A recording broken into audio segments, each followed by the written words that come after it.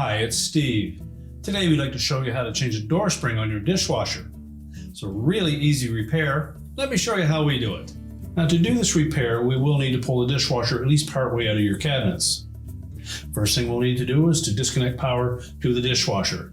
If your dishwasher uses a cord, simply unplug it. If not, locate the electrical panel, turn off the appropriate breaker, or remove the appropriate fuse. Now you may also need to disconnect the inlet water supply and the drain hose from the drain outlet to allow yourself enough room to pull that dishwasher out. Remember to disconnect from the top of the cabinet before you attempt to do so. Now with the dishwasher partly removed from the cabinets, we now have access to the door spring. If yours is still intact, you'll need to disconnect it from the cable link to the actual hinge. If it's missing, you need not worry about that. Just make sure that the link is still in place. Also make sure that the door is latched safely shut so that it doesn't open inadvertently on you.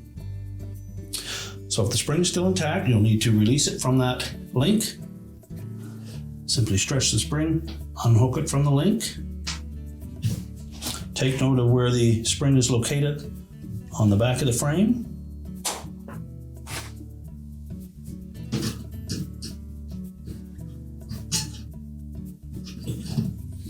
Attach the new spring in the same hole, stretch it slightly, and attach it to the link. Anytime you replace a broken door spring, you should check both sides, as the tension may be off on one of them and you may need to replace both at the same time. Now that you have the spring in place, we're ready to push the dishwasher back into the cabinets. Now that we have the dishwasher pushed back into the cabinets, we can secure it to the countertop. We'll reconnect the drain hose to the drain outlet. We'll also reconnect the inlet water supply if you've disconnected it, as well as the electrical supply to the junction box. We're ready to turn on the power, and your repair is complete.